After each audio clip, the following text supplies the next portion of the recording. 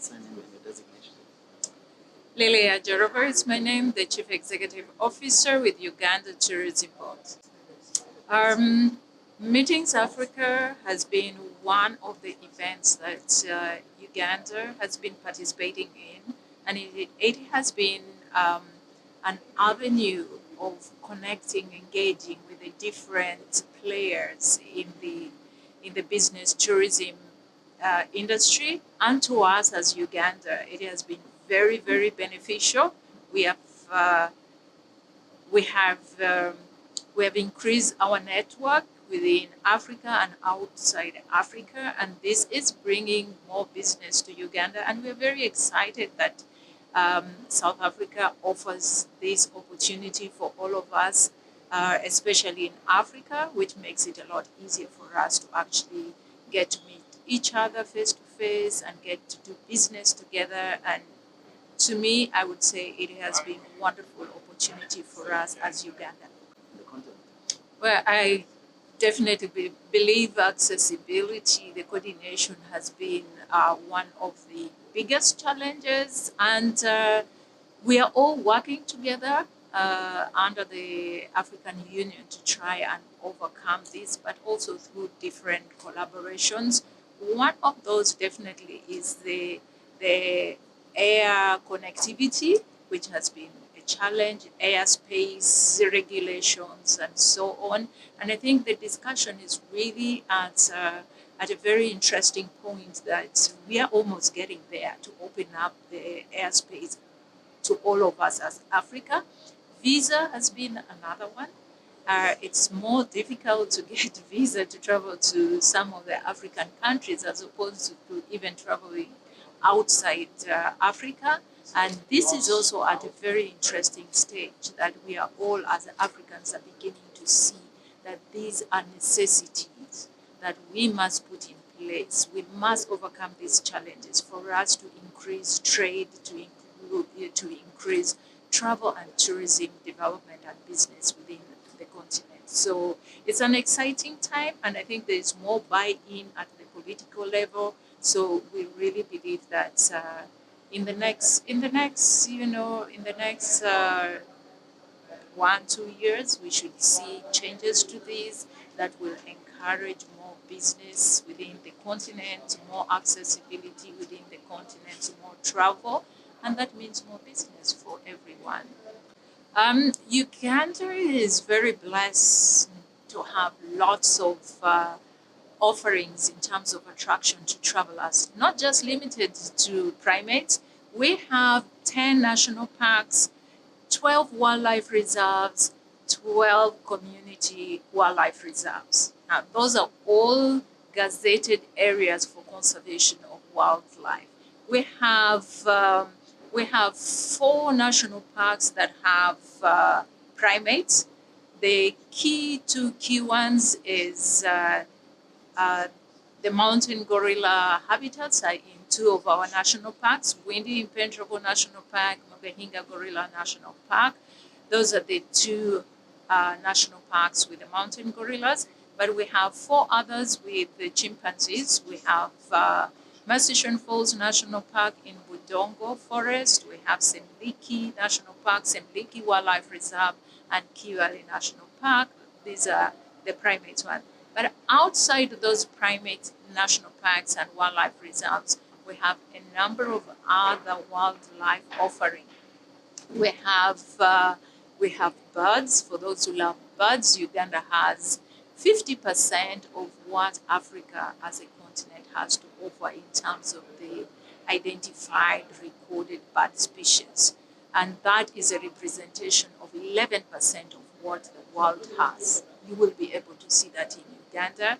We have the big 5 in our national parks. In the 10 national parks, you will be able to experience the big 5. So we offer safaris, we offer walking safaris besides the game drives, and there's a lot more to offer as well, even with the primates, that the process of habituating, whether chimpanzees or mountain gorillas, before tourists can be able to visit them. The habituation process is a very unique experience that we also offer to visitors coming to Uganda.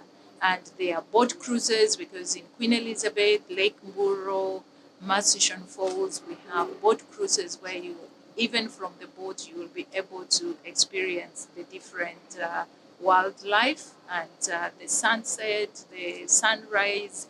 Boat cruises for breakfast, for sunset cruises is one other very amazing experience. Massishon Falls National Park has the Massishon Falls on River Nile that passes through the national park. Now, this is the most powerful waterfalls in the world. It's more powerful than Niagara Falls, than Victoria Falls, because the falls passes through a very narrow gorge of 10 meters, 100 meters deep, with 6,000 cubic liters of water going down and flashing back every second.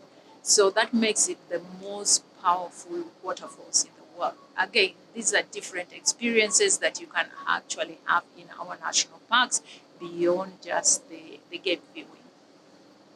Thank you. A question from Dream Africa Group.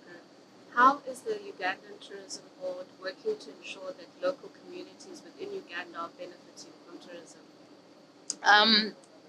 Uganda's tourism policy, first of all, states that it is responsible, sustainable ecotourism that we are developing. So that means there's inclusivity of involving the local community, involving everyone along the value chain. So there's a lot of encouragement to have Ugandans more involved. Actually, in Uganda, we always say tourism is everyone's business. We want every Ugandan to be part of tourism through offering services, products, to tourists, but also themselves being the tourists in their own country, because that is the most important, because we value domestic tourism. Without a well-developed domestic tourism, it becomes very hard to also get a lot more of the international tourism. So we have a policy that's 20% of the park revenue is shared with the community living in the vicinity of the national parks. We also have employment is prioritized to the community living around. And we know that we still have limitations with electricity distribution across the country. A number of the local communities still use firewood, but we also have a policy that encourages them to replant. Every tree they cut down, they must replant and grow that tree so that there's sustainability to the future of tourism and the environment. So how much does tourism contribute to the GDP of Uganda? And because you spoke about the 20%, how much does it contribute, and what are some of the hurdles? Right now, tourism in Uganda is the number one forex exchange, earner for the country. And pre-COVID, we were earning up to 1.6 billion US dollars. And 2023, we have moved back to 1.2 billion US dollars in earnings, short of pre-COVID, but this is growing very fast. So we are very positive, and this contribution is 7% to the GDP. Uganda is a very unique and special country. You can visit Uganda any time of the year, any day of the year. The weather is very conducive. That we have only two seasons. There's the rainy season, there is the dry season. The rainy season doesn't mean it rains every single day. It's just that there's more rain during the rainy season. And during the dry season, it doesn't mean it doesn't rain at all.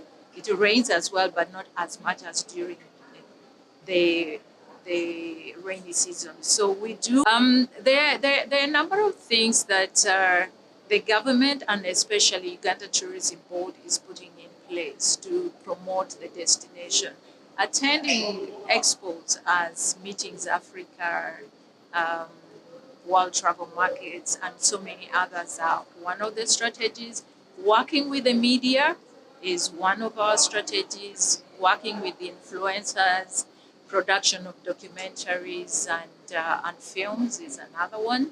And organizing farm trips for the media people to come into Uganda, the travel trade to visit Uganda so that they are able to sell what they actually have experienced and know of the country. Those are some of the key measures that we are taking to try and position Uganda. Uganda at this point is prioritizing investment into the maize industry. In January 2024, we launched the biggest convention center in the region, the Speak Resort Convention Center in Kampala, the capital city of Uganda. And it has a seating capacity, the main hall has a seating capacity of 4,300, which makes it the largest in the region, in the East African region. And this is positioning it here, suddenly open up opportunity for us to bid for bigger meetings. Before this, we were mostly bidding for meetings of up to 500 delegates. Now we are excited and we are going fully into bidding for meetings of 2,000, 3,000, 4,000, delegates. And it's a very exciting time. We have the Uganda Convention Bureau with more staffing, that we have invested in the staffing as well, so that we increase on the sales and the opportunity that we can maximize from the infrastructure that we already have.